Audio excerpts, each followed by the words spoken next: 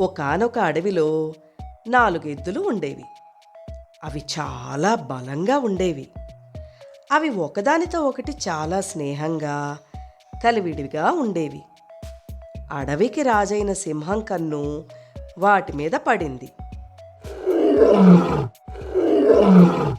వాటిని చంపి తినాలని వాటి మీదకి దూకింది.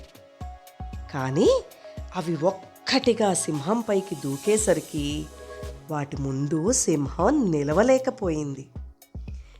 ఎద్దుల కొమ్ములు సింహపు శరీరంలో దిగి చాలా బాధపడింది.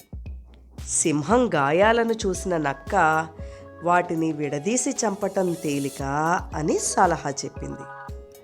ఒకరోజు నక్క ఒక్కో ఎద్దు దగ్గరికి వెళ్ళి, నిన్ను గురించి మిగతా ఎద్దులు నువ్వు బుద్ధి లేని దానివని, తెలివి తక్కువ దానివని అంటున్నాయని చెప్పింది. నక్క దొంగ మాటలు ఎద్దులన్నీ పూర్తిగా నమ్మి ఒకదానితో ఒకటి పోట్లాడుకున్నాయి. పోట్లాడుకుని విడిపోయాయి కూడా. ఒంటరైన ఒక్కో ఎద్దుని చంపటం సింహానికి తేలిక పనయింది. రోజూ ఒక్కో ఎద్దుని చంపి తినడం మొదలుపెట్టింది. అది కడుపారా తిని నక్కకి కూడా పెట్టింది. పిల్లలు, ఈ కథలోని నీతేమిటో తెలిసిందా?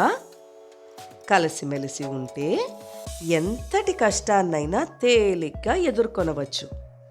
విడిపోవడం వల్ల ఈ కథలోని ఎద్దుల్లాగా చాలా నష్టపోవాల్సి వస్తుంది.